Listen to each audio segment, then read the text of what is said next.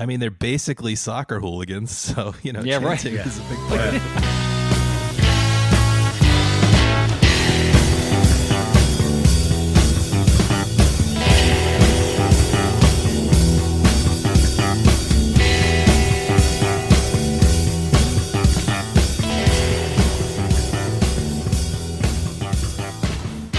Hello, and welcome to another episode of 1001 Album Complaints. This is the podcast where lifelong friends, musicians, and guys who use the phrase, well, actually, way too much, Damn it. examine records from Robert Dimery's list of 1001 albums you must hear before you die. We are going to give our general impressions, give a little bit of background on the artist leading up to the album, talk a bit about the recording, and at the end, vote and tell you whether or not you really do need to hear this album before you die. Now, I will warn everybody, if this is your first time listening to the show, we are going to complain about this album, and we're going to make fun of this album. We're going to make fun of this band. We love music. We're all musicians ourselves. We respect nothing more than people who put themselves out there. But there is a lot to make fun of, and there's a lot to nitpick at when it comes to any creative endeavor. So, it comes from a place of love, but there's definitely going to be some shit talked on this album. Now, if you have clicked on this link, you are probably aware we are listening to the album by the band Oasis, their debut album called Definitely Maybe, released August 29th, 1994. To give you a little taste of what we have been listening to this week, we are going to play a snippet of the first song off of this album. It is the song Rock and Roll Star.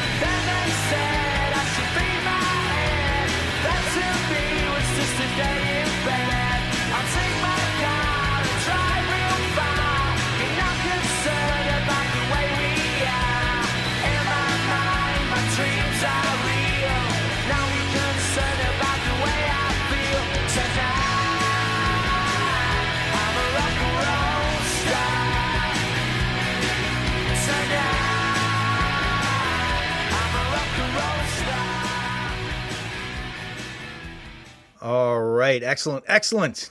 Now, by way of introduction, we are going to go around the room and give our tweet-length reviews, and I am throwing it first to Adam. Hey, so Tom, are you a well actually or an actually kind of guy? Because I feel like there's two flavors there. Oh, actually. I'm definitely that version of it. Okay, actually is a little more condescending, but right up front, I'll apologize to our UK fans out there. Just boot up your email right now. Start taking notes. It's been a good run, guys. This is Adam, by the way. And for my tweet today, I'm putting on my dad hat and echoing something that I'm assuming Noel and Liam's parents said to them many times, but something that equally applies to this album, which is, guys, I'm not angry. I'm just disappointed. Okay. Uh-oh. All right. We're throwing it over to Rob. Thanks, Tom. This is Rob here. My tweet length review for Definitely Maybe is layered, distorted guitars, a booming arena rock rhythm section, and big singable choruses. Notice how this description could be for almost any rock record ever made in any era. Exactly. I think we're gonna get a lot of emails. Oh man. Yeah. Sorry, UK. It's been great having you. I'm sure there's plenty other podcasts out there for you. This is Tom. I was voted most curmudgeonly in high school, and it wasn't even close with the second place finisher. My tweet length review of Definitely Maybe. It's going to be a little bit more than the tweet length review. I'm sure you all remember that cartoon, The Far Side. Sure. So this week I did something a little unusual for me in that I read the reviews of the album before I listened to it. When I first put it on, I was reminded of that Far Side comic where there are two ragged guys. They're in a desert. They're obviously dying of thirst, but they're sitting at a water fountain and the water is running. And one guy says, "Let's just wait a minute and see if it gets any cooler." That was my experience hearing this album for the first time. Does that mean it's bad? Certainly not. But does that mean it is the most overhyped album we have covered so far? It definitely may be. Excellent. Wow. Well done, sir. If you have made it this far, I applaud you. We're going to give our general impressions of the album. I think it's pretty clear from our tweet length reviews how our week went, but I am curious to get some more specifics. Let me just jump right in and say, I think I do agree with your guys' tweet length reviews. Mine was actually a little snarkier than I truly feel. I do think it's a fun record. I enjoyed it just fine. It grew on me. There's some fun rock music on here, and I found myself most of the way through the week, I think I realized that it's a very immature record in a lot of senses. Oh, yeah. But that's not inherently a bad thing. And I kind of started then to cast my mind back to my 22-year-old self and allowed myself to enjoy it a little more thusly. I'm a sucker for that 90s, and I'll call this pop rock. I know they consider themselves just straight ahead rock. I feel like this falls into pop rock, which is something I loved in the 90s. I equated this to, in America, the Wallflowers or Gin Blossoms. And that's kind of was my frame of mind, that I generally love this stuff. And I thought this album was okay, but I gotta be missing something because I watched a documentary today. Granted, it was everybody from Oasis talking about how amazing this album was. And I just kept thinking, like, maybe I don't understand them because of the accents, or I'm missing something. I don't know. And as per usual, I'm coming here really excited to hear more about the context. I think it must have a lot to do with the context of what music was on the radio at the time and what the British music buying public were really excited to hear, some kind of throwback to rock music. So I assume that's a piece of this story, but ultimately, even though I did enjoy it, yes, I agree. I found it a little disappointing. I thought for being whatever its accolade is, that it's the fastest selling debut record in UK history or something like this, I thought it was going to be more obviously great, and I did not find it so. Yeah, I will very much echo your immature comment in that I feel like some of these songs are half-baked, and their later stuff, they embraced the melodic sensibilities that I like a lot more. This one, a lot of the songs seemed like Liam was not really given a super solid melody to sing, and they shine at their best when they have really great melodies. But some of these songs just didn't, and frankly, when he doesn't have a great melody, I cannot stand his voice. It is very nasally and very whiny when he's not given the appropriate direction. But if he's just hanging on one note for a while and trying to spice that up a little bit, the spice just ends up being again, we're dropping listeners from the UK by the second. Yeah, you bring up another great point, Tom, which is I wasn't familiar with this record, but I was familiar with the follow-up, the one with Champagne Supernova on it. What's the Story of Morning Glory? Yes. And I truly think that is a great rock record. And I think they're writing, now I know, after listening to Definitely Maybe this week, that they're writing matured. The songwriting feels a lot tighter there, melodically, like you said.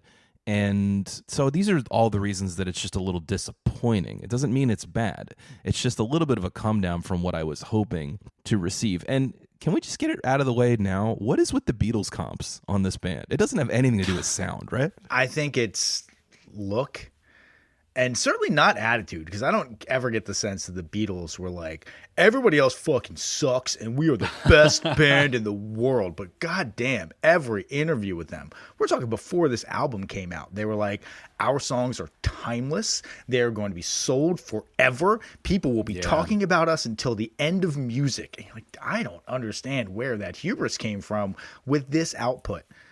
again, I don't think that they're a bad band, but this output did not live up to the hype. I saw this album described as the UK's Nevermind, and I don't get it. I really do not get that. I think the Beatles thing, I wonder if they planted the seed in the music press in the UK, because all Noel talked about in the interviews that I saw about this album, he just kept talking about the Beatles, how they would play I'm the Walrus live, and that they used to crush that tune. And while they were recording this album, I think they had Revolver. I think it was Revolver. He said they were just listening to it on repeat for weeks at a time as they were, writing and recording this album. So maybe they planted the seed in everybody's minds that they are comparable to the Beatles. I was genuinely confused by that comp musically, because I don't hear very many similarities at all, other than that it's pop music and in general, reasonably well-crafted pop music. Maybe, though, charitably, it's the being at the forefront of a new wave of British music. I mean, this goes against them talking about it in interviews and talking themselves up. Yeah. But I think retrospectively, the Beatles they kicked off the British invasion, and Oasis sort of kicked off this Britpop revival of rock music in the UK. That's the best comparison I can draw. And to go back to something that when we did the Black Crowes episode, Alan, who's another host on the show, is not here today, but he made a joke about two brothers who hate each other and play rock and roll music, and he referenced Oasis when talking about the Black Crowes. Maybe there's like a country or like a UK versus US thing where I know we ultimately said no to the Black Crowes, but the Black Crowes were reinvigorating American roots rock and roll at the time, and similarly Oasis was reinvigorating the UK rock scene. But is that accurate? Because I gotta say, Blur had put out 3 albums before this album came out. They had already put out Leisure in 91, Modern Life is Rubbish in 93, and Park Life a good 5 months before this in 94. Oh, dang. I didn't realize they had that big a head start on them. Yeah, where is the oh my God, these guys were the tip of the spear. And then there's the whole, they were in like a chart battle with Blur. They won. Oasis won that chart battle. But I got to tell you, I think Blur's stuff is better. I like those Blur albums more than I like this. Well, can I give Oasis a compliment? I do think they're good at making melodies, in quotes, singable. It's this idea of long held notes without tons of melodic movement and in a range that most drunk people can manage.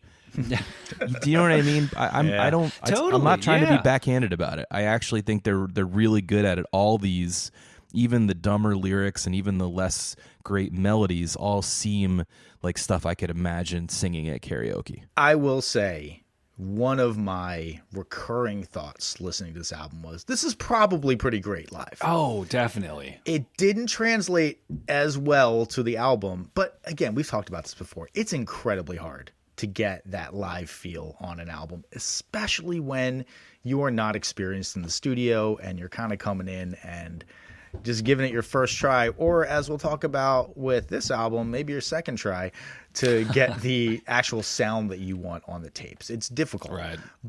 But the kernels were there for a fun, drunken party song.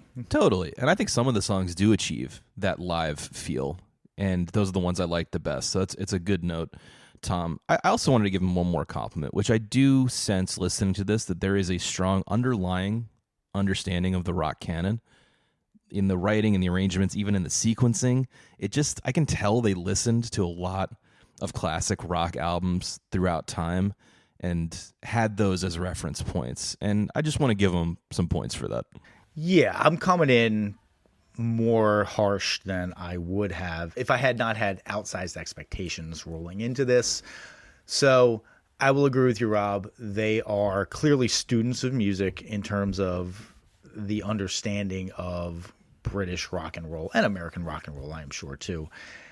And the songs are not bad. I don't want to give the impression that I hate these songs or anything like that. Sure. And I don't want to give the impression that I hate Liam Gallagher's voice.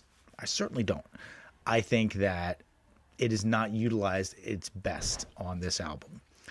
But we're going to get into maybe some of the reasons why they had some of these issues leading into this album. But first, we're going to touch on our by the numbers for Oasis. And they do have another album on the list. The previously mentioned What's the Story Morning Glory is also on the list. So we're going to just do a few. We don't want to suck all the numbers out for the next time we have to cover this. You mean hoover them up for our UK audience? Yes. Good. I'm hoping you could drop more Britishisms in. I will do my best. Yes. So the first number I'm going to throw out is 2.4 million, which is the number of copies that definitely may be sold in the UK alone. So it sold 1 million copies in the US and it went platinum here, but 2.4 million is 8 times platinum in the UK. Jeez. And also, just to give you a little bit of context, okay? The UK has a population of 67 million. The US has a population of 332 million. So 2.4 million copies in the UK is the equivalent of 11 million copies in the US. Wow. That is how big they were in the UK. And you want to talk about sort of chart positioning and stuff like that. They hit number 1 in the UK. Number 58 in the US was the highest chart position for this album. So there was clearly some divide going on across the pond that people on this side were not privy to. It has been accredited to the US was mired in its pessimistic grunge phase, and the UK was liking this more optimistic type of sound that they were going for, because all in all, their lyrics are not super downer. I want to fucking kill myself, which is what a lot of that grunge stuff is if you listen close. Yeah, Fell on Black Days versus rock and roll star. That's a good point. I think this is definitely much more upbeat, much more let's have a great living your best life with the lads, on a Saturday night kind of thing. Totally. Now, the next number I am going to throw out is 350,000. And that is the number of people that Oasis played in front of over the course of 1 week in 1996. They were fucking massive. Now, that does include 2 consecutive 125,000 person Nebworth shows over the course of 2 days. But that still means that they played for 100,000 more people over the course of that week. Wow. That's pretty damn big. And as much as I said, this manufactured chart battle with Blur wasn't playing to that many people at that time, or ever, really. The proof is in the numbers, man. Yeah, you can't fake that. So, the next number I'm going to put out there is 5th. As in, Oasis was said to be the 5th priority for bassist Paul McGuigan, behind cricket, Doctor Who, weed, and Manchester City football.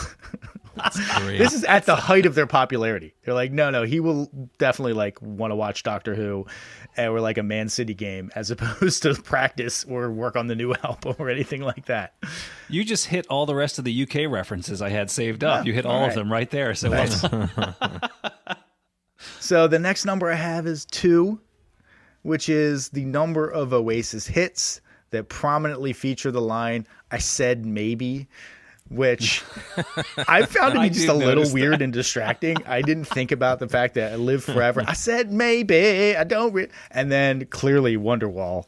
I mean, I don't know if, I'm guessing Noel wrote maybe, and then Liam just came, I said maybe, with his sort of affectation on maybe both of them, but it was a little distracting, I gotta say. Yeah. I can't believe I didn't notice that until you just mentioned it. But that's, yeah. Listen, they're not fans of writing more lyrics, Tom. That's for damn sure. Yeah. And then at least once, which is the number of times that this band broke up before they even released their first album. The once that I am speaking of is a time where they were playing a show in San Francisco and Noel quit because Liam had gotten so drunk that he played like shit and then started throwing stuff at him, and Noel was like, fuck this, I quit. And then, they got back together. This is before the album was out, but they were already popular enough to be playing in America. So very clearly they've had some turbulence, and we will definitely get into that when we do our background. But before we do, quick plea to all of you people who are listening and made it this far and are ready to hear our spicy takes on Oasis. If you could just rate and review, give us 5 stars. Maybe also listen to a couple of other episodes that we do if this is your first time here and you're feeling a little salty about our takes. It'd be great to just get some feedback. You can write us at 1001 Album Complaints. We also have a Patreon. I would love if you could go over to the Patreon. We're going to keep giving you the same content every week. We're doing some bonus stuff for the Patreon, but if you like what we do and you want to buy us a beer or two while we do all the research for this, because it does take a lot of time and a lot of beers, we certainly would appreciate it. We also got some merch, links below for basically everything that I said. Now, let's go ahead and get to the background on Oasis. So, Oasis. 5 members in the band. We have Liam and Noel Gallagher, Paul Arthurs on guitar, affectionately known as Bonehead, Paul McGuigan, known as Gwigsy, on bass, and Tony McCarroll on drums, who does not get a cool nickname. Basically, they get their start as a band called Rain, which was formed by Gwigsy, Arthurs, and McCarroll.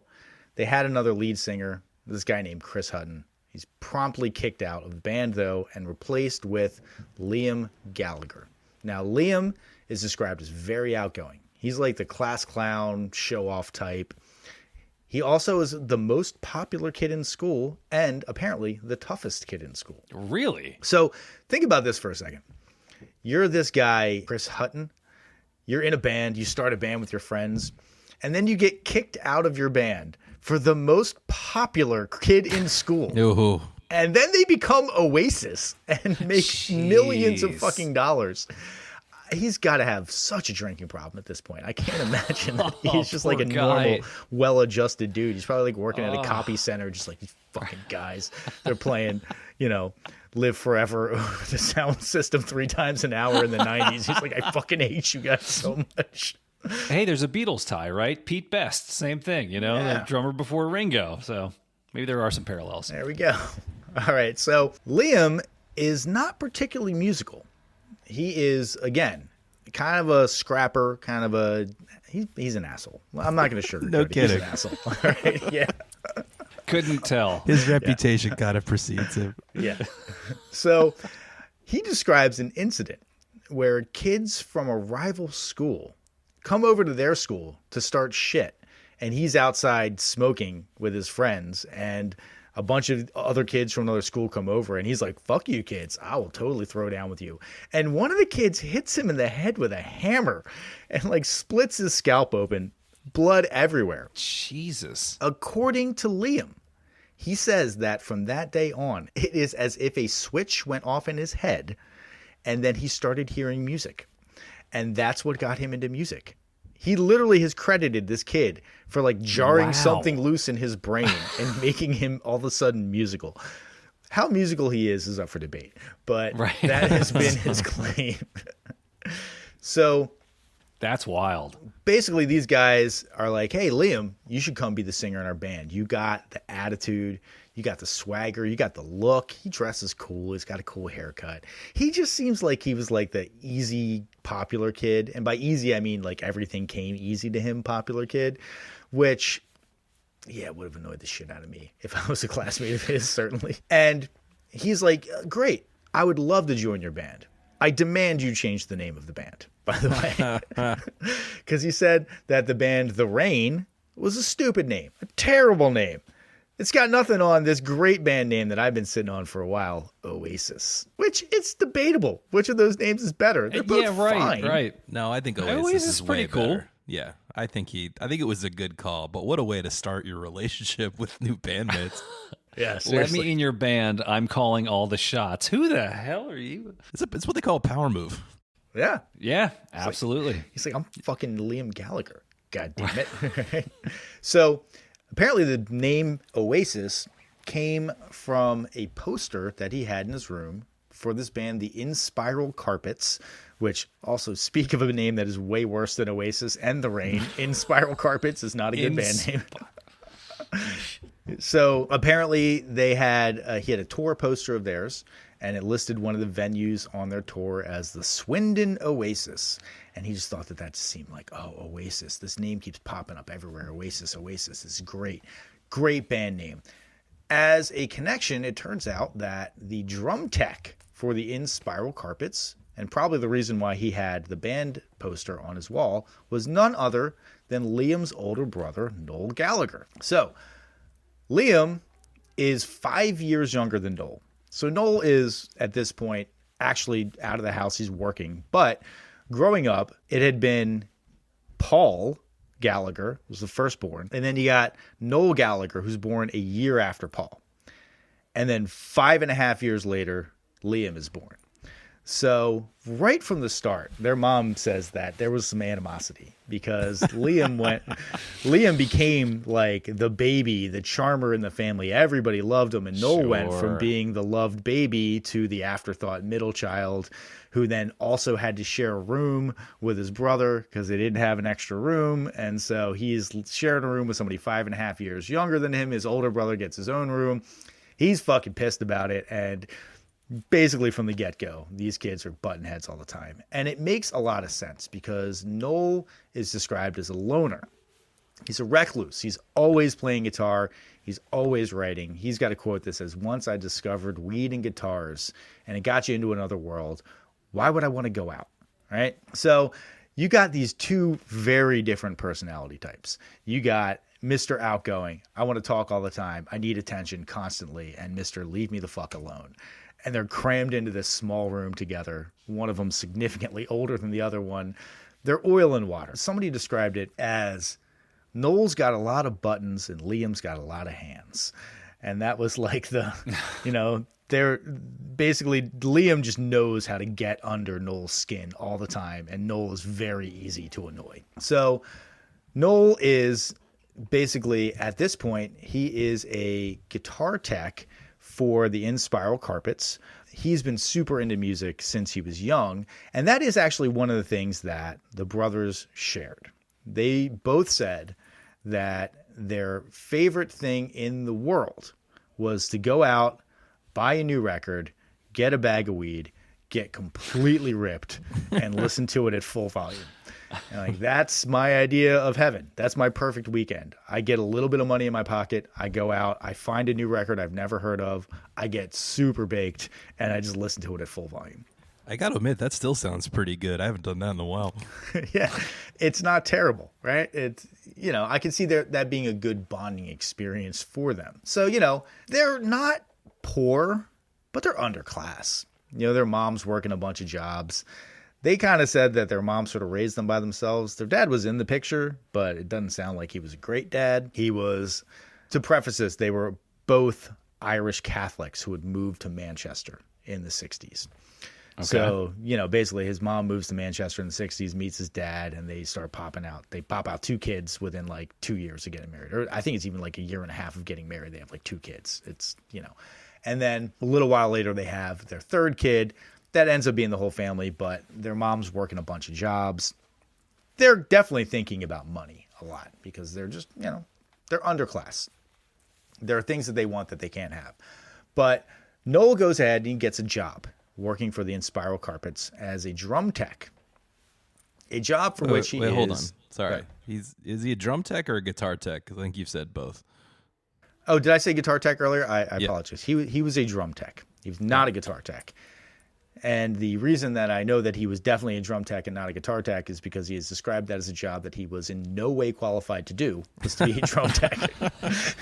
He basically bullshitted his way into being the drum tech for the In-Spiral Carpets and kind of like had no intention of ever being in a band. He played guitar for himself. He wrote songs, but he never played with other people. And it didn't really seem like the path that he was going to pursue.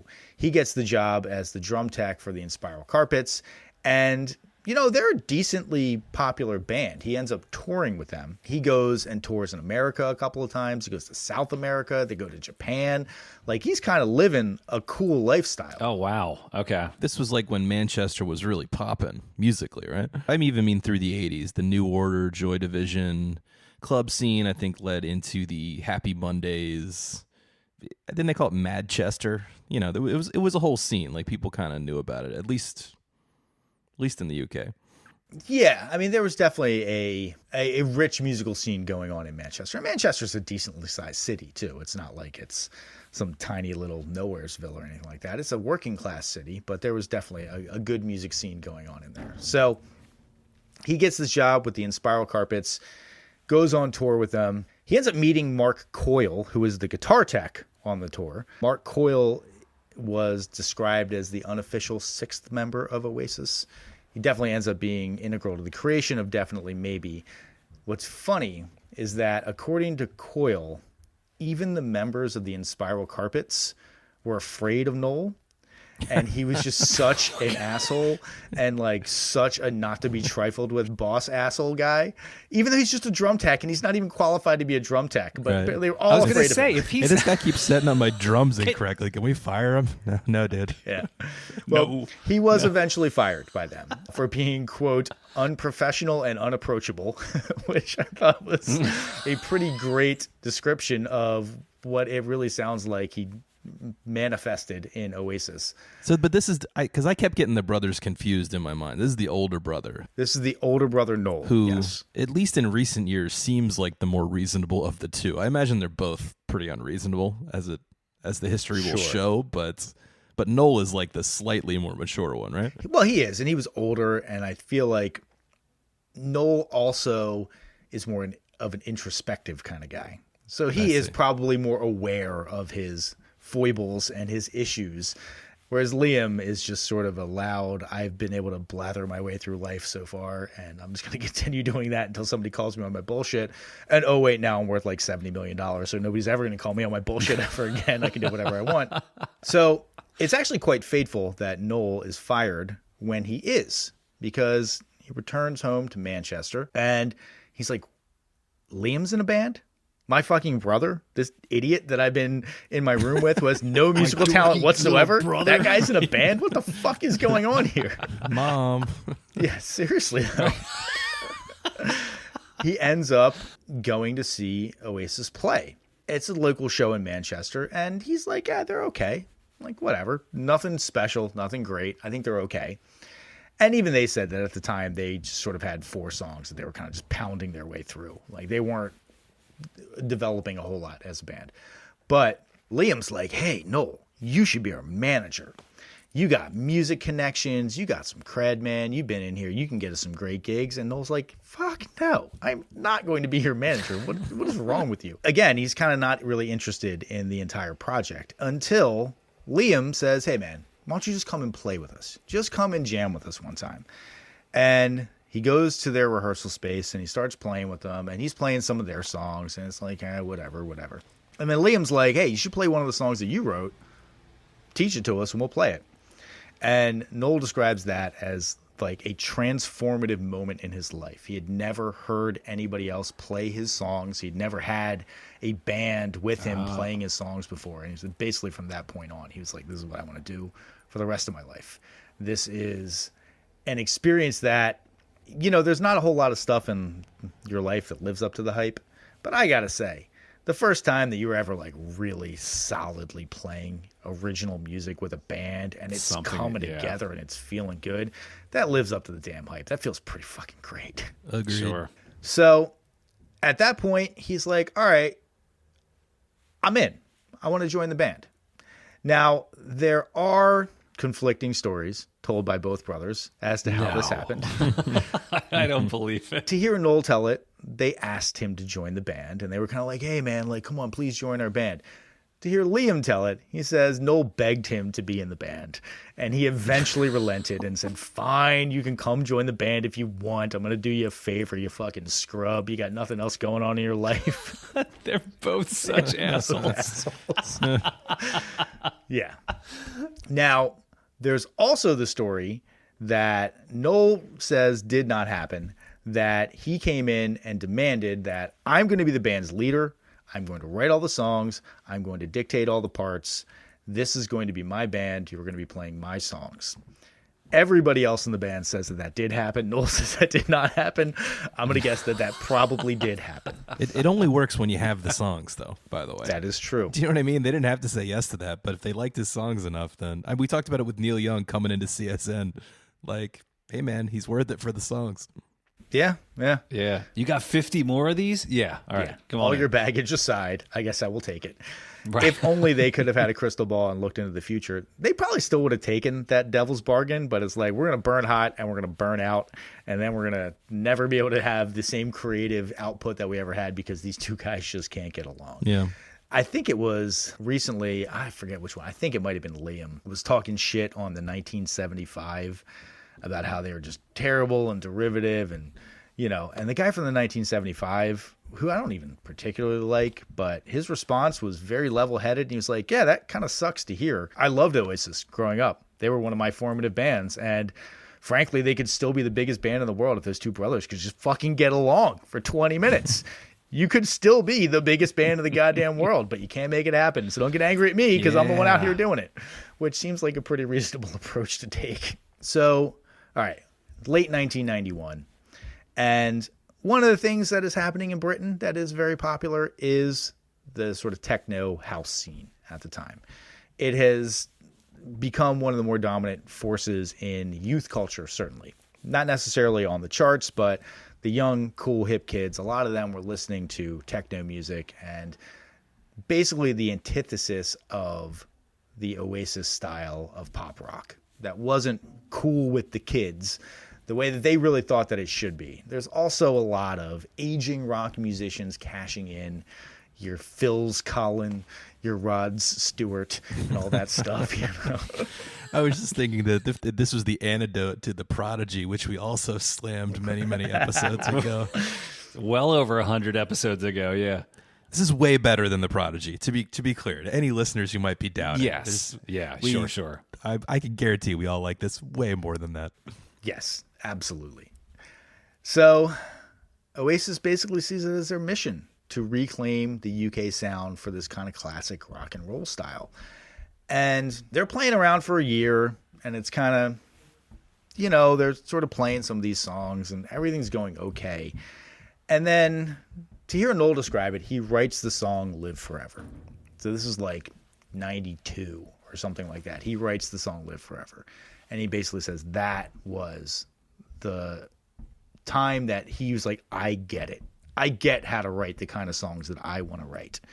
And everything sort of started accelerating from there in terms of his creative output and the songs that he started writing. And I will 100% agree. Live Forever is a very well written, very well constructed song. That's a good fucking pop song. And that was the one that, again, got that creative spark going in him, which led to him writing the songs that ended up on Definitely Maybe, and I think reached their apex in What's the Story, Morning Glory. But we're going to move on from here. They are basically getting more and more shows, but they're not getting any press whatsoever. They said that, like, nobody even said that we sucked. We couldn't get a single line written about us in any of the UK press. I love that you're so desperate that you'll even take a review that says these guys blow, because at least you see your name in print. Exactly. Somebody saw your show. You know that somebody who is somewhat of a tastemaker says that, you know, they saw your show.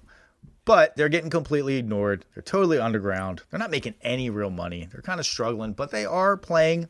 They're liking being in a band. Liam and Noel are fighting. Surprise, surprise. But it's not crazy fighting. It's more the shut the fuck up, I'm talking kind of fighting, and less the I want to murder you and I'm going to destroy this project kind of fighting. Brotherly bickering, we'll say. Well, listen, we've talked about it before. Bands fight. It's tense. It's expected because you're making yourself vulnerable out there on stage or possibly through your writing or in all ways. And you really want to get to this next level, even if you haven't defined what it is. And it's just very personal, and you're also like young, so emotions are just running high generally. I'm just saying band fighting is the norm. That's all. Sure. I will say it certainly did not help that Noel is the one out there writing all these songs, exposing himself through lyrics, being more personal, even though I don't think these lyrics are deeply personal, but all lyrics are personal in a way. And the quote from Liam is, I didn't get really involved in the whole music thing. That's kind of Noel's thing. You do that, and I'll just be cool as fuck over here. That was his attitude. Which is like, how about you do all the work and I'll just be the fucking cool guy, right? That should work. And I'll get all the girls. Yeah. I can't see why they clashed at any point. Yeah. So Noel's writing songs. Oasis is producing, performing these songs. They're not getting any real traction. Like most bands, they are, again, poor. And so they're sharing a rehearsal space with another band who happens to be an all-girl band called Sister Lovers. And Sister Lovers, again, Manchester band, they get a gig in Glasgow at King Tut's Wawa Hut Club. What the fuck name is that? Whatever. Okay. And you take what you can get. Take what you can get. Well, according to them, they were like, we got a gig outside of Manchester. That's big. Like, we're feeling great. Big deal. Yeah, sure. And Liam's immediate reaction is like, why the fuck did you get that gig and we didn't get that gig? We're better than you. We should get that gig. Fuck you guys. And I don't know if this is like a woman thing or if these are just the nicest people in the world, but they were like, well, how about you come on up and play with us? Just come on up. Come up and play with us. And so Oasis, of course, like, yeah, totally. We're going to come and play. I'll fucking blow you out of the water. Right, exactly. Name your destructor. They rent a van with a plan of driving up, playing the gig, getting completely shit-faced, sleeping in the van, and driving back home the next day. And they get up there. They're, of course, getting fucking ripped the entire drive up there. They get to the club, and the guy at the club is like, you're not on the bill. You're not coming in. You're not bringing your shit in. You're not playing here tonight, man. I don't know what to tell you. Who are you? Right. Yeah. Seriously, he's like, I don't know who you are. I've never read about you. There's been no press about you. You tell me that you're some fucking band. The bill, right? You're not on the bill. And in, again, an amazing show of solidarity, the Sister Lovers say, well, we're not going to play if you don't let Oasis play. How about we'll give them half of our time? We'll play 5 songs. They can play 4 songs. Does that work? And the guy's like, whatever. I don't fucking care. I'm a doorman at a club. I don't really give a shit. As Rob and I have experienced many times, like the people that book gigs and manage these clubs are completely checked out from moment one. It's kind of ridiculous. So true. So anyway, they get to play.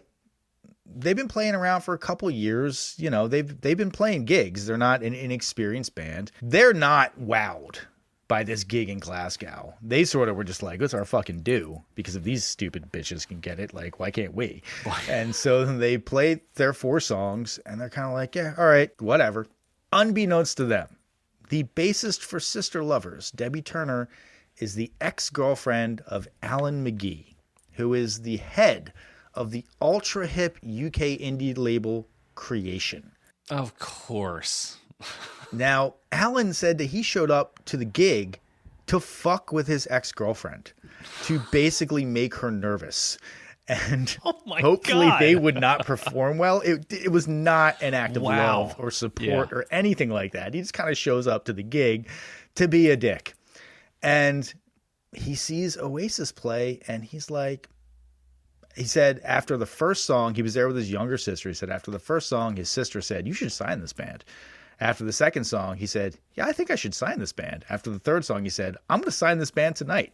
And he ends up going over to Noel afterwards, and he says, hey, do you want a record deal? And Noel says, with who? He says, with Creation Records. He says, fuck yeah, I want to deal with Creation Records, because Creation Records, they actually have a lot of cred. Did he offer him the contract within earshot of the girlfriend? So maybe it's all just to screw, just to really stick it to her. Hey, do you want to? Well, I mean, honestly, the best financial decision he ever made from spite, if that's the case. Right. Very true. So Creation, they have a lot of cred. They are not uber successful in terms of financially successful, but they have released for bands like the Jesus and Mary Chain, My Bloody Valentine, Primal Scream, Teenage Fan Club, and my favorite, Meat Whiplash. I have never heard them before, but I have to give them credit. That's a great name. Meat Whiplash is fantastic. Rob, please put one Meat Whiplash song on the playlist this week. Will do. Done and done. So basically, he approaches Noel, says, "You want a record deal?" Noel says, "Yeah, we want a record deal." Now, there was some stuff that prevented them from actually signing it for a couple of months, but everybody was right in from the get-go. They're like, "Yes, we're all in. We want to make this happen." So it's December of 1993, and they get a recording set up by Alan McGee, and they want to get their first few songs recorded. And the session is not going well. It's going very rough. Now, to hear Noel tell it, it's the drummer's fault. Basically, he said the drummer is not consistently keeping time. He's shit. That's why we couldn't get a good recording out of this recording. Needed to hire a drum tech. Honestly, it's just their first time in the studio. I'm sure that they have no idea what they're doing. I'm sure that it's different. It's way different from playing on stage. Playing in the studio is just a different animal, and they probably just picked the quietest and least assuming guy in the band and were like, "It's your fault, motherfucker." Well, it's also the hardest on the drummer, right? They're under the most scrutiny to get the take, as we all know. I know they were doing less overdubbing in these days, and I think Oasis' stated goal was to kind of not overdub and just record the live band. But in general, the drummer has the hardest job in the studio, I would say. Yeah, nobody ever tells the guitar player, "You should play to a melodic track of all the notes that you're supposed to be hitting in your headphones." But they tell the drummer, "Play to a click track all the time. Like, you have to be right on the beat on the click track," which makes sense. If the rhythm is off and the timing is off, it's the drummer's fault, and it is noticeable even to people who don't really know music. But either way, session's going really bad, and Noel's getting really frustrated, and they basically are like, "We're going to take a break. Let's just walk away from it for a little bit before we kill each other." And Noel has been kicking around this riff for a little bit, and while the other guys are on break, he writes the song Supersonic. Right then and there in the studio, they come back in, and he's like, "Hey, fuck what we were doing before. I have a brand new song. We're going to learn it right now, and we're going to record it," which is usually a recipe for disaster when you're in the studio. Works out great. They record Supersonic. It ends up becoming a signature Oasis song. Good on them. Supersonic is released as a single in April of 1994. Remember, Definitely Maybe isn't released until August of 1994, so they pre-released it as a single. All right. It's a hit. Reaches number 31 on the singles charts. Finally, they're getting press. Finally, they're getting better gigs. And basically people are singing their songs back to them when they're playing live. Like before, we were playing like kind of small shows. Nobody was really giving all that much of a shit. We're, getting a little bit more of a following. But once Supersonic hit, it was like they were like a real, quote unquote, real band that had real fans that showed up to see them because they wanted to see them play this one song that they knew from them. I feel like that also has to be a transformative moment. You talked earlier about how hearing your song come to life with a band. Imagine also then having your song being sung back to you by strangers. I feel like that also is like another step up in your creative and your band career. It's got to be wild. Unfortunately, Adam, I will have to just imagine that because Same I here, never same here. experienced it. Do you remember that time, Tom, we were in Lodi and it was like small town, nice people energy, and they were slow dancing to our songs? We're like, what is going on right now? We've never seen anything like this. Yeah, they were really into it. And then we proceeded to take a set break, and they told us it was an open bar, and we got absolutely fucking destroyed. And it completely blew the second set in a way that was shameful. And by we, I mean everybody but Rob, because Rob was sober at the time, and the most pissed off I think I've seen him in years. It was a big shift. Yeah, we built up a lot of goodwill and we tore it all back down.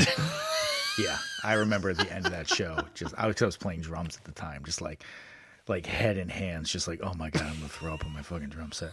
So bad. Oh my God. Well, they also were like, "Oh, these guys are boozing hard. Let's send them shots up on stage and stuff." And we're like, "Yeah, all right." Not a good idea. Definitely not a good idea. Anyway, we are going to flash back, though, to December of 93. All right. So they released Supersonic as a single in April 94. It starts doing well, but we're going to go back to December of 93. They had already had that one recording session that really did not go well, but it did yield Supersonic. So they get another recording session at Mono Valley Studios in Wales.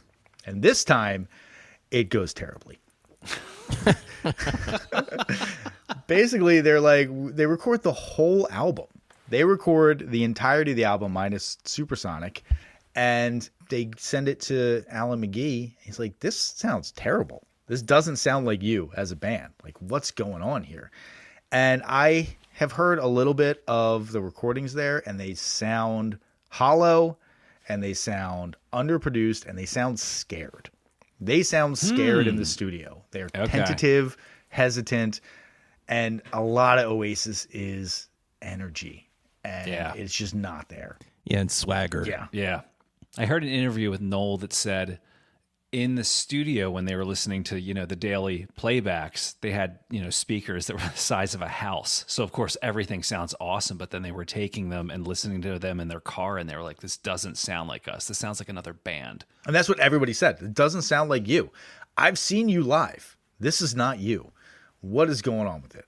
And I'm going to go ahead and give Alan McGee a lot of credit here, because this never happens.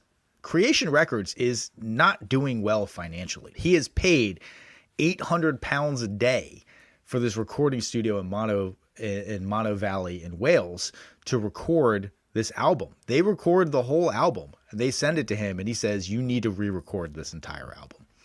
I will go out of pocket for you to re-record this entire album, because this is not gonna do it. This doesn't work. Because his name's attached to it as well, I suppose? He just believed in the band. Okay. He's like, you can be a successful band. You can have hits, but this ain't it. Right. Okay. And so he goes farther out of pocket to get them to re-record again. It's tough. It's tough because, like you said, the recording studio is so different than the live audience place. And to try to bring that energy to the studio can be really, really challenging. So no matter how much you might believe in the band, you also have to believe they can do that within reasonable amount of time, and there's definitely no guarantee that's going to happen. Yeah, like it's it's like you're in a surgical theater in the sterile environment versus the club where you're getting all this feedback and natural energy coming at you, and they're really different beasts, like you said, Tom. Yeah, well, there's nothing to paper over mistakes in the studio. Live energy papers over a ton of mistakes. Sure. And again, I'm going to give Alan McGee a lot of credit, because even Noel said, well, how about we just release it as it is? We'll fix it on the next album. And he's like, you're not going to get a next album if you release this. So you can't do it. You have to re-record it. They book another recording session at Sawmill Studios. They fire the previous producer. They re-record the entire album, with Noel taking a much larger role in the production, and Noel's friend from his drum tech days, Mark Coyle, stepping in as a producer as well.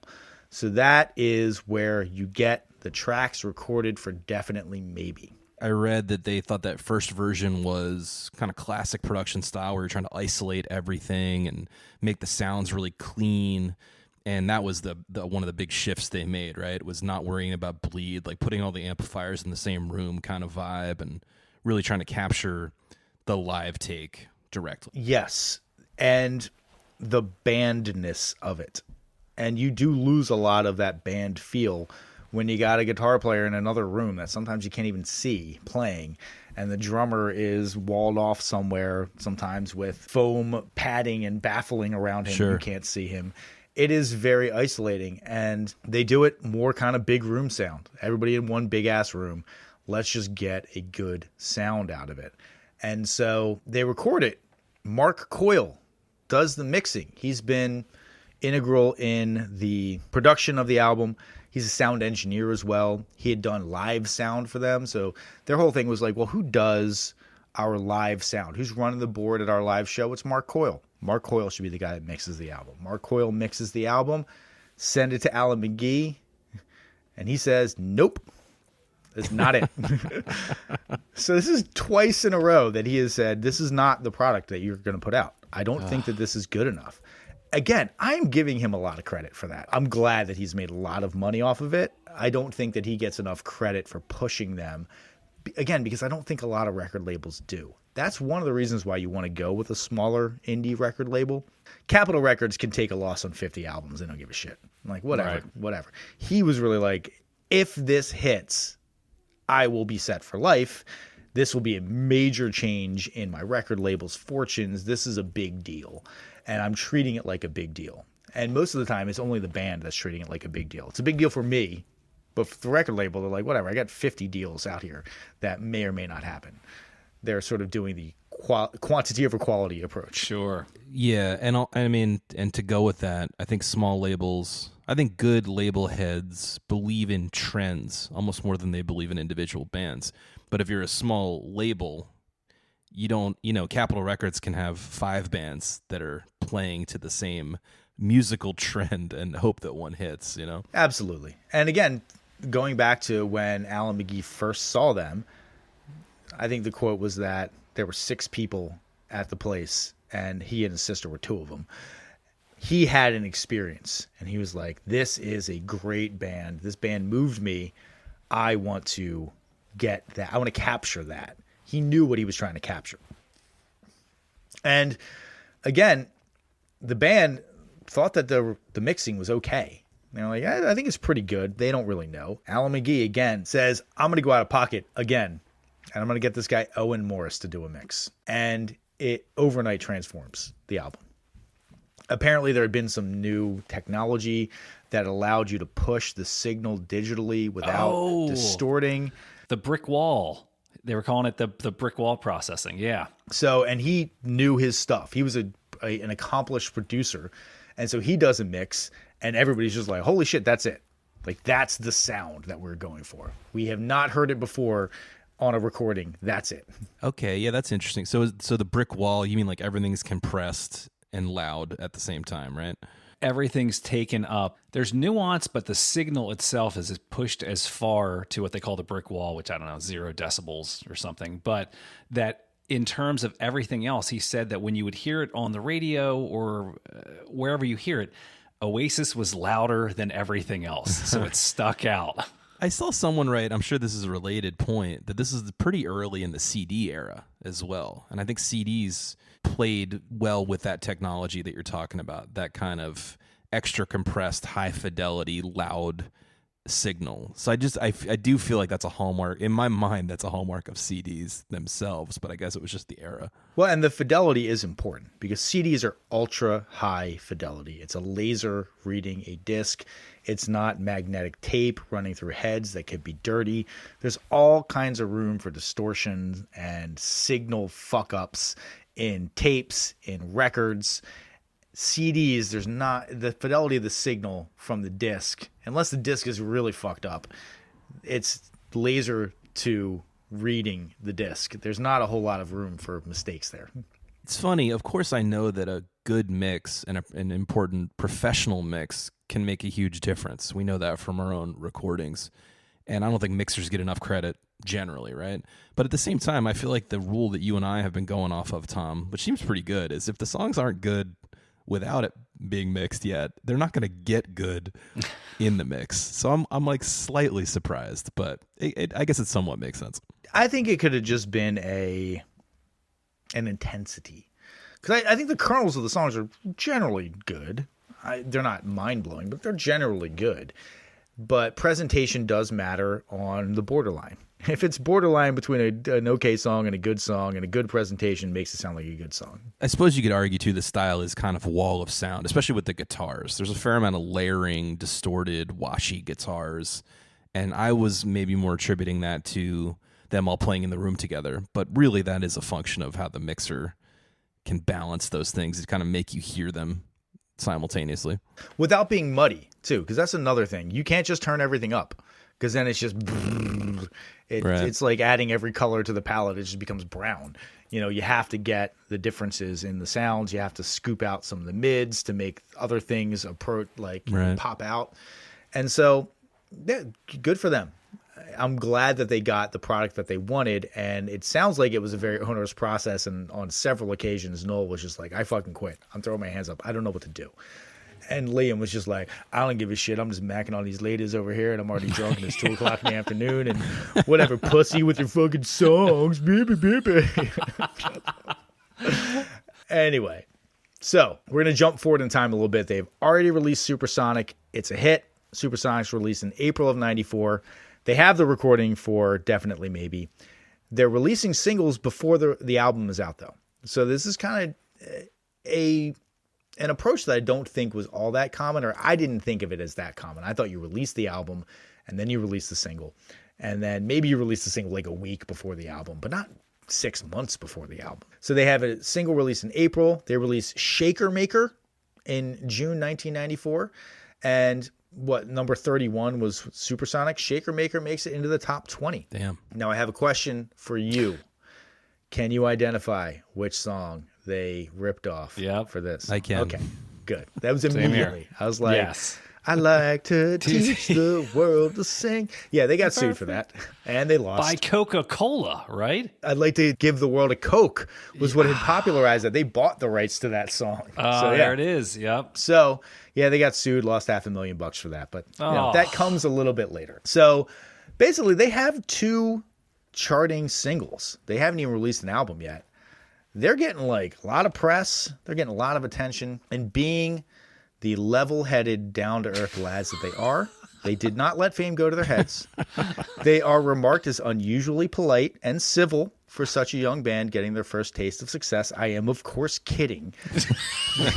They immediately become raging party animal assholes who are notorious for trashing hotel rooms. Yes. Which actually, notably, Noel says he never participated in because he said it seemed like too much work. He's like, you're breaking a sweat while you're breaking a hotel room. Why the fuck are you doing that? It just seems like a lot of effort, man. Yeah, I'm not doing that. But they're also super drunk and constantly getting into fights with random people and each other. They are getting written up by the tabloids all the time now. They are like tabloid fodder because they went from getting completely ignored by the press to basically being the target of these crazy debaucherous stories about new rock and roll. It's a throwback to the 70s. They were basically like, we're like Led Zeppelin. We're doing terrible things to women, probably. I don't actually have a whole lot of evidence that there were stories about them doing terrible things to women. It's more that they were just being raging drunken assholes. But they were enjoying themselves, we'll say. Enjoying themselves. And, yes, they do sound like complete dicks because they haven't even released an album at this point. This is just from the 2 singles. 2 singles. God. Fake it till you make it. Pump the brakes, fellas. So Liam is 21 at this time. Guigsy and McCarroll are 23. Noel is 26. Paul Arthurs is 29 at this point, but he also has the nickname of Bonehead. So I'm guessing he wasn't the voice of reason here or anything like that. And it does sound like he was an enthusiastic participant in the hotel trashing and all the other shit that went on. So it's also not exactly right to say that the fighting between Noel and Liam ratchets up at this point. I just think that the stakes get higher for these fights. They've always fought. Honestly, there was footage of them from right when Noel had joined. They hadn't done anything. They hadn't recorded anything. They didn't have a record contract or anything like that. And they're in their recording studio, and Noel is talking, and Liam just keeps interrupting him. And Noel's like, shut the fuck up! Like, they're so pissed off at his brother. And I could totally tell why, because Liam was just like, oh, there's a little, I'm just going to poke at that, poke at that, poke at that. Yeah, there we go. That's the reaction I want. I noticed they really don't disappoint in interviews because I saw that too at a really early interview where the interviewer was like, so your older brother joined the band and took over all the songwriting. And Liam's like, well, yeah, but he didn't take over me. He's not the boss of me. Right away. Yeah. No, there was another great interview where it's Liam and Noel, and the interviewer asked Liam a question. And Liam kind of like gets a thoughtful look on his face, and he's about to talk, and Noel just goes, takes a long time to respond, doesn't he? Like right when he's about to say something, and Liam's like, fucking, yeah, all right. God damn it. I took a beat to answer a question here. There's also a great interview. Oh my God, it's a clip. It's just Noel being interviewed. And the interviewer's like, would you say it's safe to say that all of the other members of Oasis are expendable except for you and Liam? And he's like, oh no, Liam's expendable. That's awesome. That is also the most like British thing to say as well. That dry sense of humor. Whether or not he was serious, but that's hilarious. Yeah, That's great. dude. So I have one story that just goes to their like overall level of debauchery, which is fucking hilarious. All right. So y'all remember that band, The Verve? They're the Yes. Bittersweet Symphony band, right? Or they? Yeah. The Bittersweet correct. Symphony. That's band. Right, Yes. right. Not the Verve Pipe, Also which I sued believe was closing time. Oh, were they also sued? Okay, good. by the Rolling Stones. Oh yeah. Oh, I thought you were talking about the Verve Pipe was also sued. Yes, the Verve was clearly sued by the Rolling Stones, but yes. So they get a gig opening up for the Verve in Amsterdam. It's the first international gig that they're ever going to play. And they're like, this is great. We're like on our way. Our record label has hooked us up with this great gig. They get on the ferry to go over to Amsterdam. And over the course of the evening, everybody but Noel gets arrested on the ferry. Wow. And they're not allowed in the country because apparently there was a God. casino there and there were a bunch of guys who were fans of a rival football club.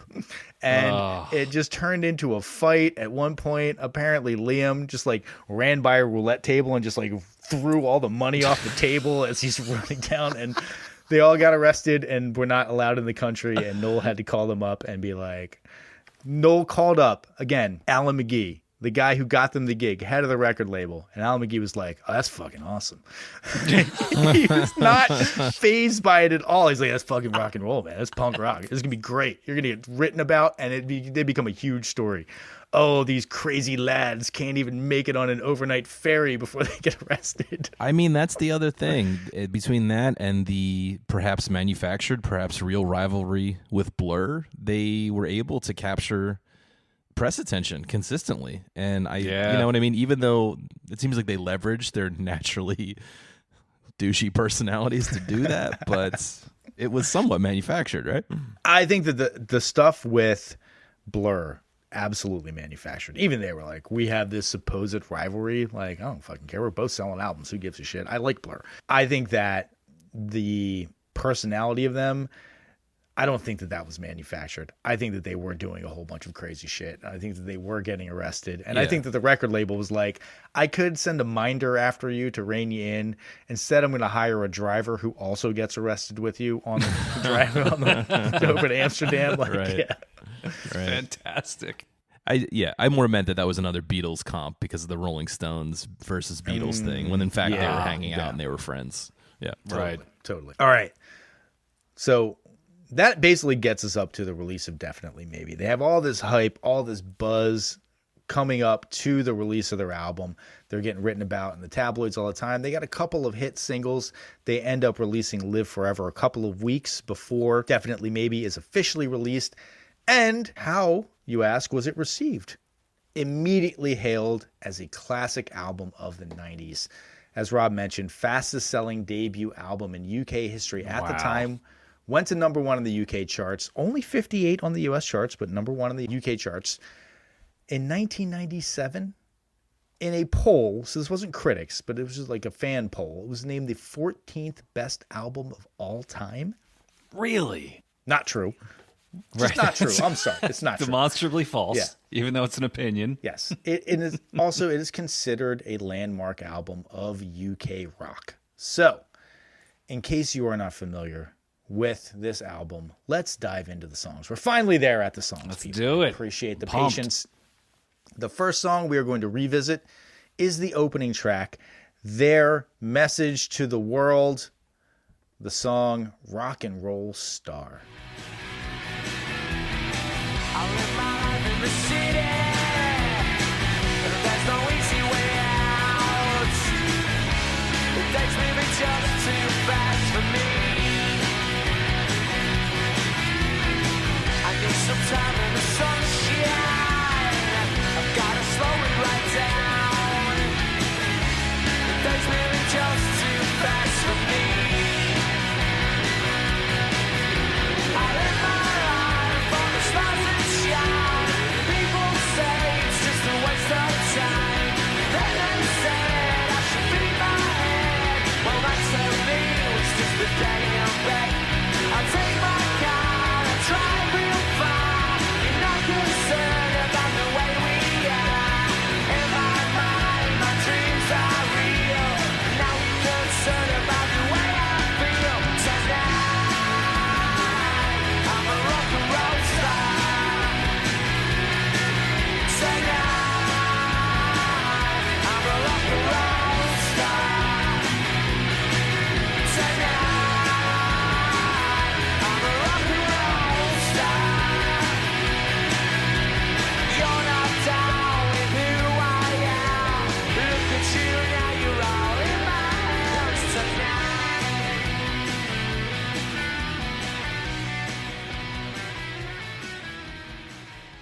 What say you, lads? I mean, it's fine. The transition to 3 at the end is kind of cool, I guess. You know, I get bumped by the fact that they never write second verses, that they just repeat verse number 1 2 or 3 more times. I know they're not a lyrics band. I know that's what you're going to write into us, lads, but It's not what it's about. It's not what it's about, man. I get it, but it still does come off as lazy. And especially when most of your lyrics are kind of nonsensical anyway. You know what I mean? You're emphasizing that point by repeating them again and again. But anyway, I think this is mostly a successful song. I feel like somewhat neutral about it. It got me excited for the album, and I talked about being disappointed. So when I turned it on, I was thinking, hey, all right, it's a pretty good opener. It's a pretty good mission statement.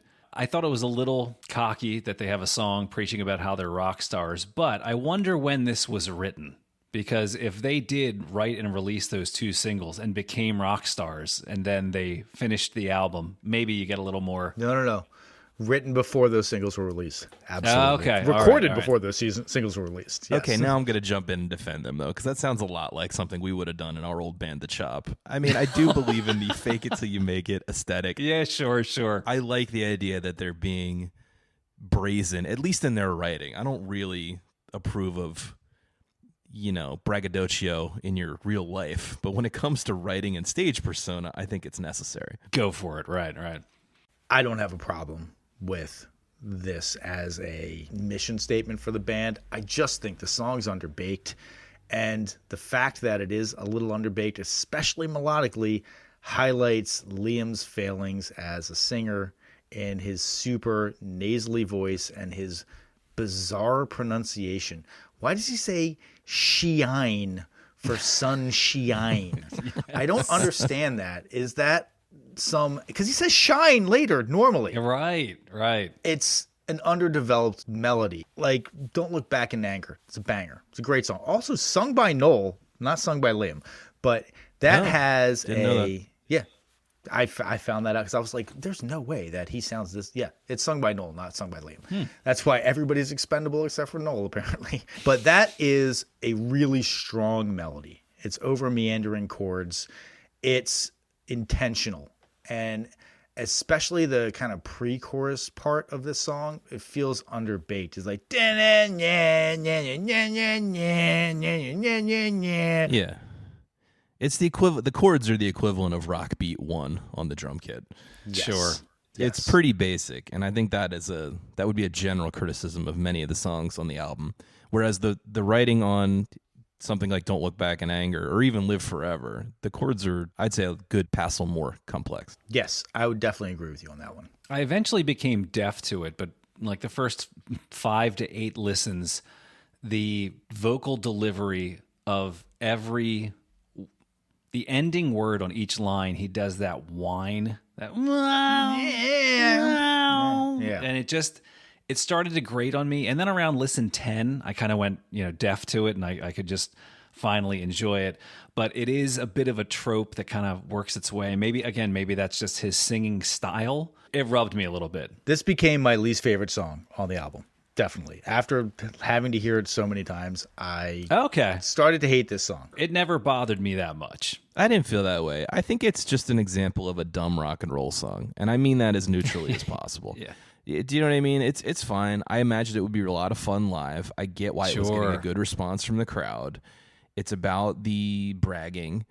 But again, I think our reactions are mostly about this distinction between calling this the 14th best album of all time and what you actually get on the tape. I get why putting this on when you've been hearing The Prodigy for the last 12 months would be exciting. I get that. Yeah, it's an expectation thing. I would agree. Let's jump on to the next song that we're going to touch on our focus list. This is the song Live Forever.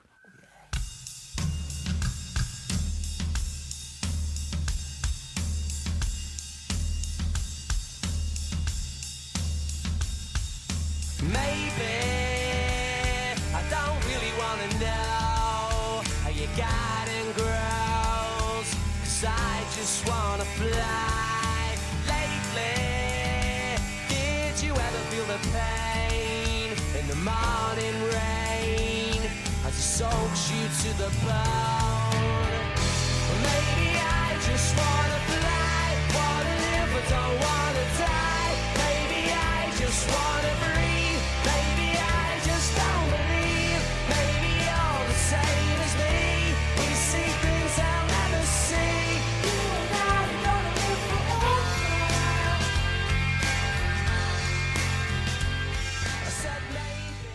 can't believe this wasn't the first single. This is absolutely a hit song. I think it's a great song. And Tom, you already said it, but it is a very well-written song. It stands out to me as the best written song on the record. Yeah. Melodically and otherwise. I do remember catching this, or I remember this catching my ear because it did land on MTV in video form. That was the first time I had heard of Oasis, and I remember thinking it was pretty good, although I don't think it made a huge splash. This must have been the first one that kind of broke through to America. This was definitely the first one that had some kind of play in America beyond just your sort of standard everybody gets played because you got a release type of play. Again, not only a good song, well produced. Yes. The way that it starts with those drums, perfect. Soaked in reverb drums, and then you get the guitar and the voice coming in, and they don't have that same reverb treatment. It's really nice. It's really good. I wrote that the band all sounds really good on this track. Like the live band wall of sound, everyone gets their moments to shine. Yeah, the mix is really good. The swirling guitars, it really works here. There's great guitar stuff in this track, extra melodies. Like at the end, the little extra melody he plays, the little descending melody over the vamped super chorus. To me, this one is it's the only track on Definitely Maybe that really lives up to the hype set by Don't Look Back in Anger, Wonderwall, and Champagne Supernova from the follow-up record. Yeah, I would agree. It seems the most mature of all their songs, definitely, in terms of songwriting. And had been written earlier than most of the songs on the album, too, which I find to be a little bit odd. Maybe there's always a point in a band where you are writing for the live show, and then at some point you're like, I got to write for the album, not for the live show.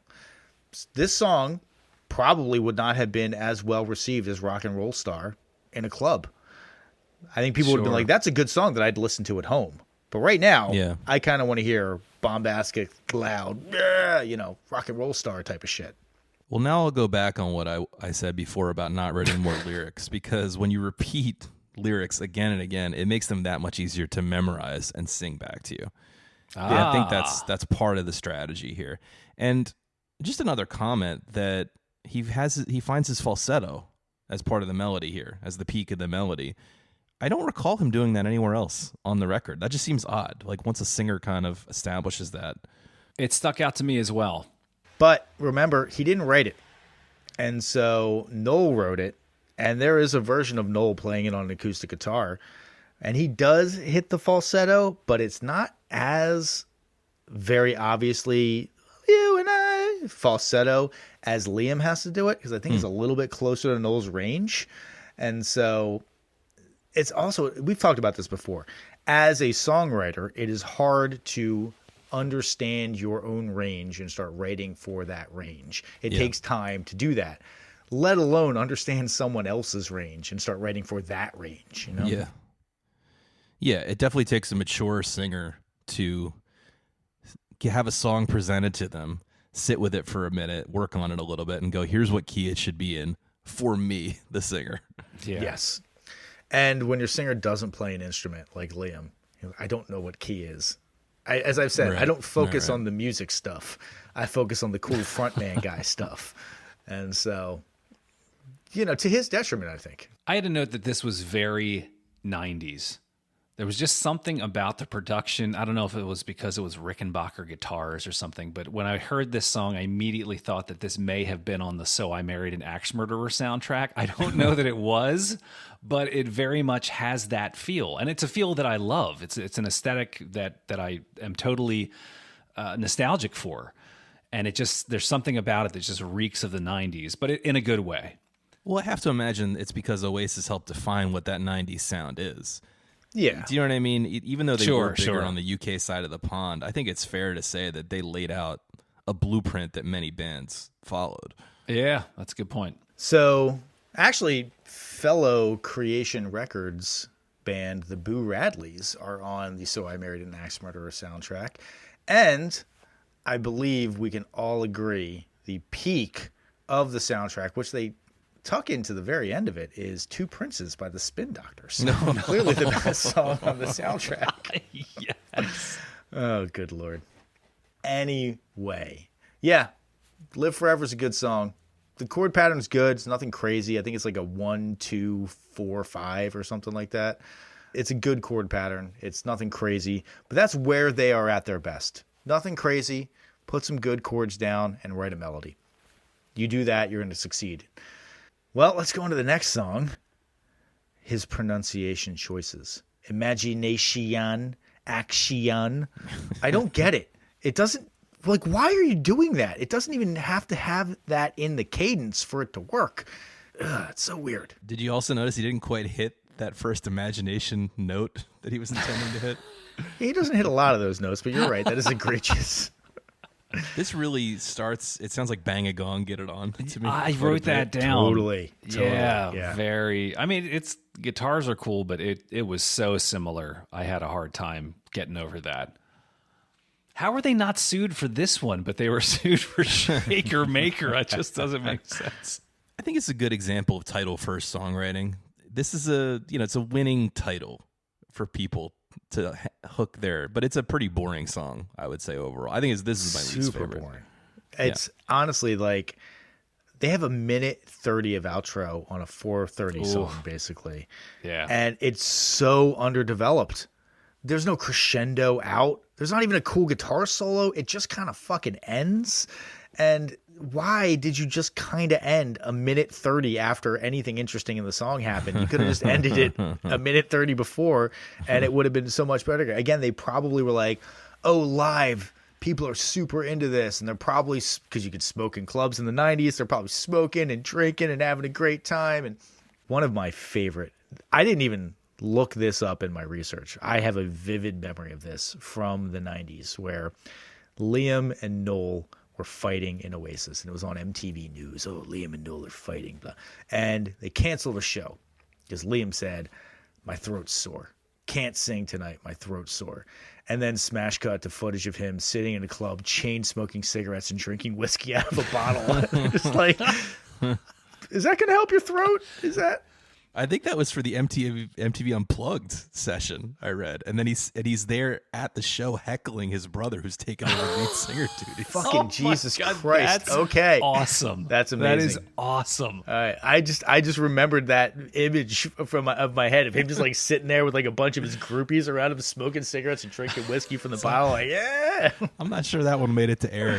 It's a couple of those got released as records, but not all of them. Rob, I do love the concept of title first song making. I was just talking about that with my wife a couple days ago about it. It might have even been this song where I felt like they came up with a title or something that they thought would be a good chant at a live concert, right? Obviously, the crowd can scream cigarettes and alcohol, so it's probably where this came from. I mean, they're basically soccer hooligans, so, chanting is a big part of it. No, listen, I have no problem with title first songwriting. I've engaged in it. It can work very well. I don't have a problem with it, but I think you got to, underbaked is a word Tom likes to use, and he's used it here. I think that's the appropriate terminology. I think it should have stayed longer in the rock tumbler. Those melodies should have developed a little more. Maybe an outro or a super chorus or something could have developed for the end. Yeah, it's just a boring song. It's not worth the almost 5 minutes you have to listen to it. And title first songwriting is great. The title got me excited. And then I heard the song and I was like, yeah, you didn't do much with it. You really could have done a lot more with this. Let's go to the next song on our focus list, which is actually the song that Alan McGee was insisting was going to be the first single on the album. It was not the first single on the album or any of the singles released on the album, but it is the song Bring It On Down.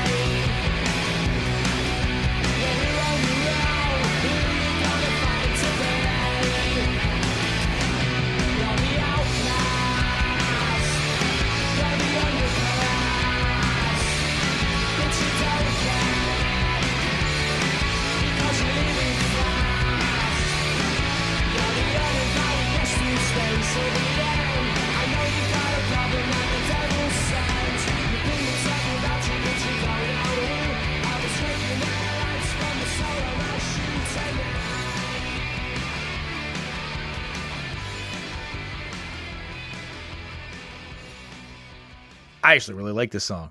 Yeah, this is my favorite find. This rocks. As Tom knows, when the floor tom makes up a significant portion of the drum beat, I'm already halfway in. You're sold.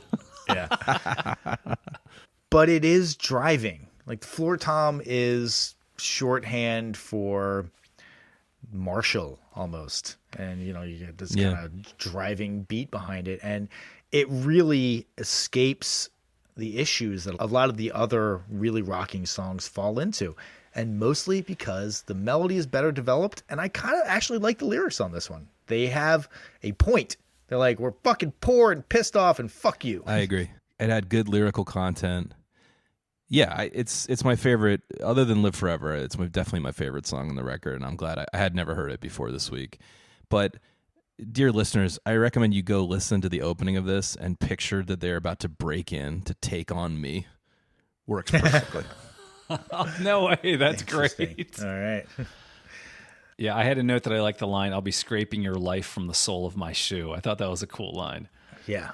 But at this point in the album, everything kind of started to sound the same, just like generic rock and roll. Nothing was really sticking out to me. So, yeah, this is a cool song. It chugs along, a lot of energy, but it just, for me, it just felt like another rock song. I know we're right on the cusp of the tape and CD era, but this probably would have been the second side opener. Do you think, Tom? Of a tape? Probably. Track 7. Yeah. I mean, it's definitely a maybe. Yeah. Well, okay, so another thing I had to go back and check, because I kind of agree with Adam. The focus list helped bring this one out a little bit more to me. I think I did notice it when I was going through the whole record.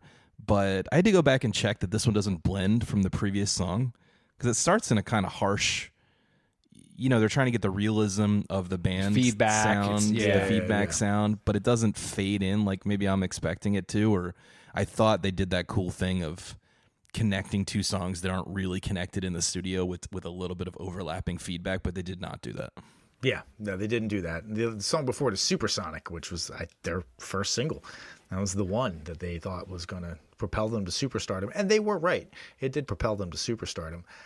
I think that the reason that this song raised itself above the rest of the material, kind of stuck its head above the parapet there, is because it has dynamics. It's not just guitar rocking, same volume, everything's driving the whole time. They kind of pull back a little bit at about minute 45 in. It's kind of perfectly timed to break up what could have been really monotonous. The drums keep the driving feel, the bass and the guitars pull back. That vocal distortion, I'm not a huge fan of it overall, but it works.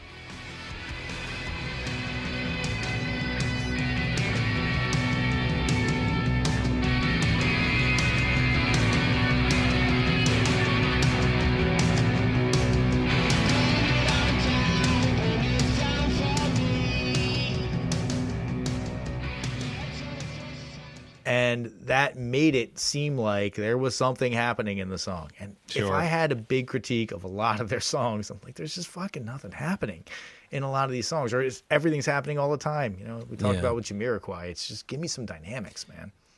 Yeah, and that's a knock on Noel specifically, that I think sometimes he's in love with this swirling, distorted, relatively minimalist, but when you add the distortion and the reverb and the echo on it, it becomes a maximalist guitar part, and he doesn't seem to know when to pull that back to give the song a little more dynamic. Because I'm under the impression they did record a lot of this effectively as a live band, but then Noel did more overdubs after the fact with guitar, right?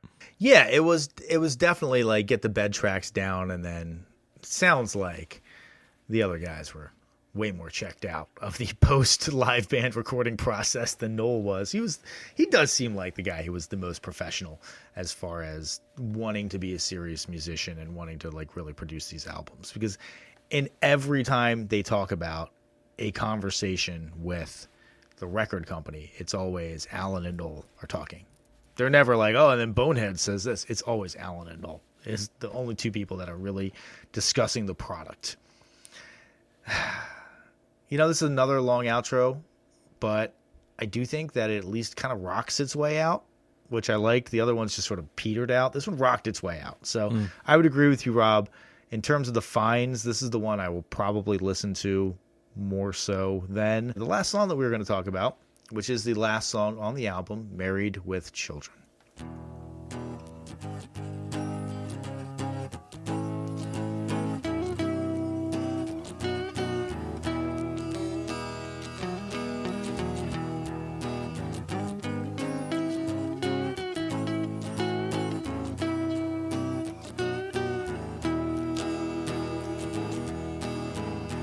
There's no need for you to say you're sorry. Goodbye, I'm going home. I don't care no more, so don't you worry. Goodbye, I'm going home.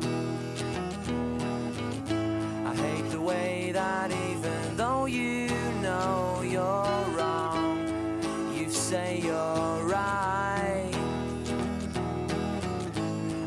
The books you read and all your friends, your music shine, it keeps me up all night, up all night.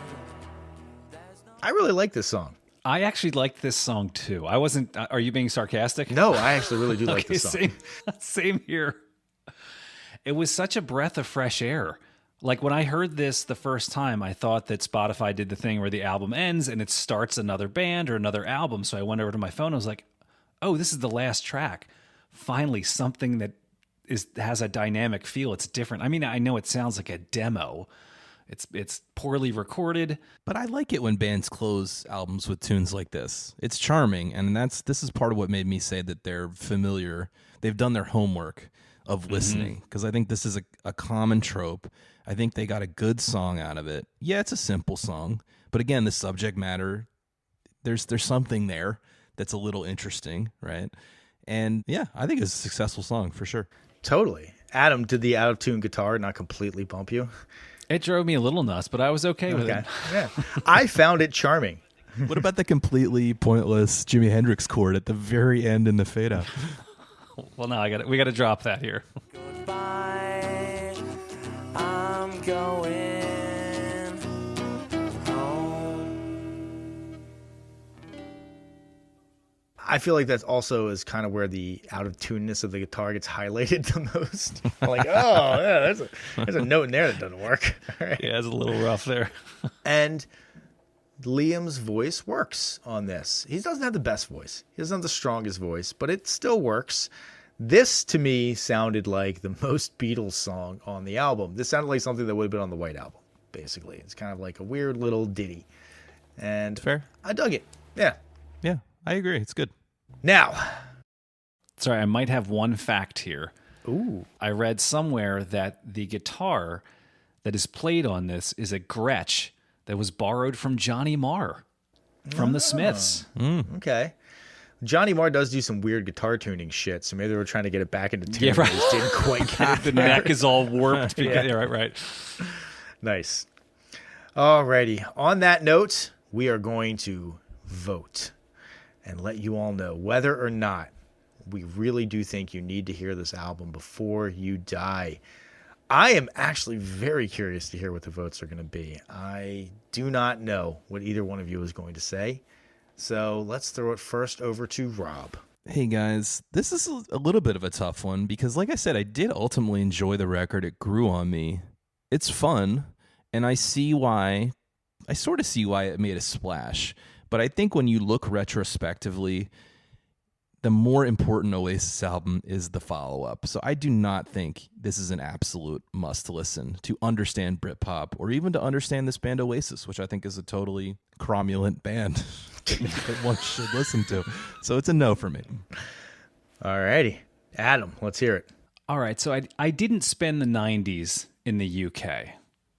And I hate to go back to the Black Crowes, but I did spend the 90s in the US, and I see so many similarities between these bands, from the dueling, feuding brothers to the idea of reclaiming a country's version of rock and roll. So I'm going to throw a curveball here, and to stay consistent, I think I'm going to say yes. I think you need to hear this. Again, for our folks in the UK, maybe that'll save us from the ire that I'm sure we'll be receiving soon. They started writing their emails as soon as we finished our tweets, Adam. You know that. Yeah, they have not reached here. Yeah, all right. Well, I honestly, if I had put money down, I would have gone for the opposite of both of your votes. So this is Tom, and I gotta say no. I really do. I don't think that this rises to the level of something that you absolutely must hear to understand a musical genre. I heard somebody basically say that when Definitely Maybe hit, everything in the UK music scene was shit, and so this was just like a breath of fresh air, and like it's better than shit. I will say that. Certainly I don't think it's shit, but I don't think it's got to be canon. I don't think it has to be something you need to hear. I would agree that What's the Story of Morning Glory is a better album, and maybe not a more important album, but I would listen to that one over Definitely Maybe, definitely. So there you have it. 2 no's, 1 yes. You are not on the list. Boosh. Liam and Noel, don't come after us, please. I was going to say, Liam's going to come in and throw his weight around and beat the crap out of you, man. Little worried. Seem like he's got that much weight on him. He's not I know. a big guy. His main weapon is tweets. Good thing I am not on Twitter.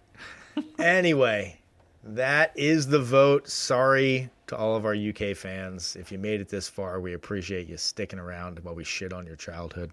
We have a few things left to do before we call it a night. I'm going to throw it over to Rob, who is going to reach his hand into the mailbag and pull out some missives. Thanks so much, Tom. And of course, Oasis fans, please tell us why we're wrong. Give us that context that we all agree we are missing some of by writing us at 1001albumcomplaints@gmail.com. But okay, here's some recent emails. Joe from Western Mass writes, "Hello, complainers. First, please explain boosh for this old man." I feel like we owe it to Joe. So my understanding of it is that it began as kind of a 70s Batman, one of the sounds that it makes when you punch someone in the face. Like in a comic book, you'd have a little star sign and it would say a syllable that would indicate Pow. that someone was punched. All right. Pow, Yeah. blam, boosh. Yeah. I believe that's where it started. I want to say our friend James, who's been a guest on the podcast, started it, or at least brought it to me. And then I think over time it's become, you got schooled, or Yeah. how would you put it, Tom?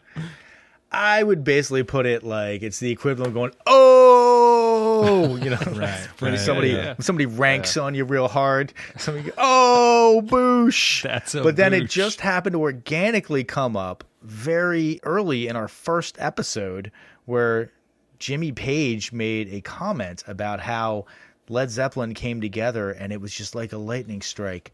Boosh. That's right. I remember that. Yes. We have to say boosh. We've been saying boosh forever.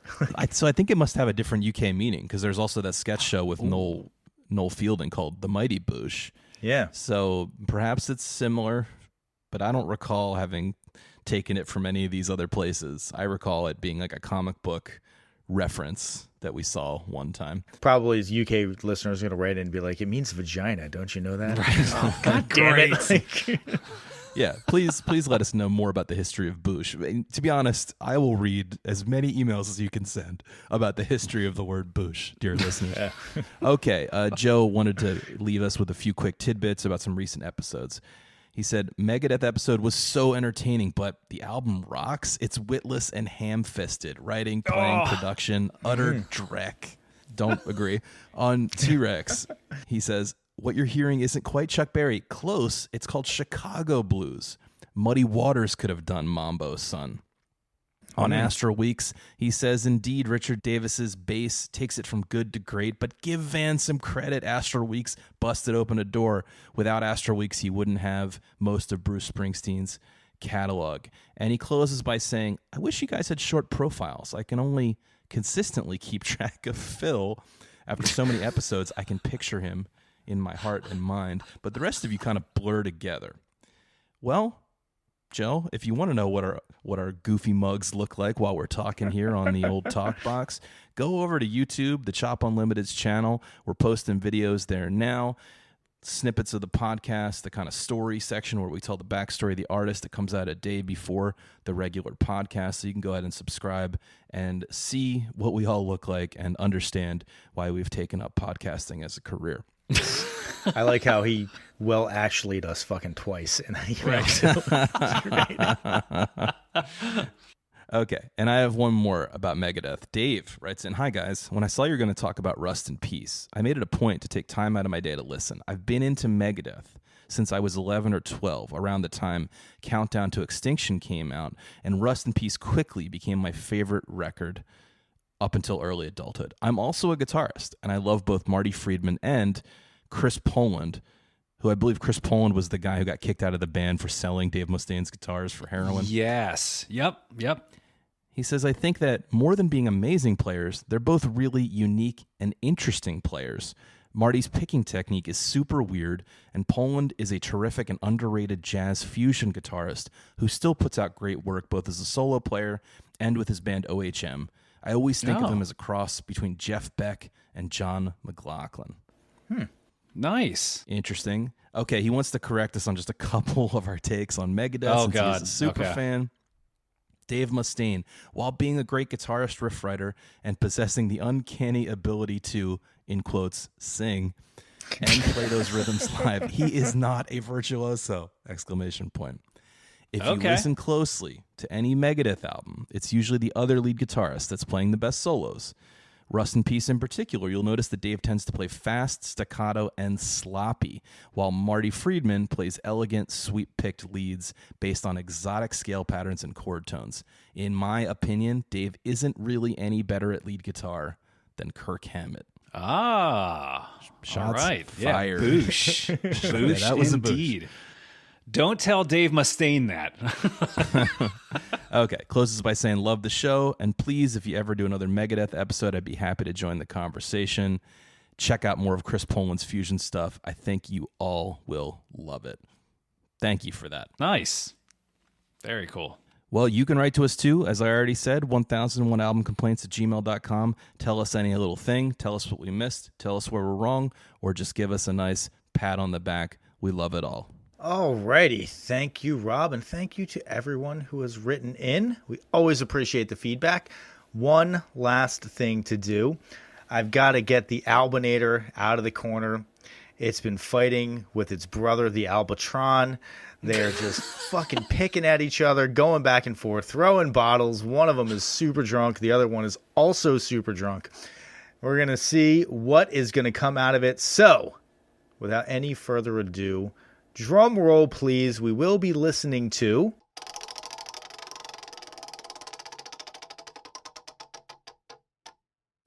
the album is The Beach Boys Today by Edgar Winter Group.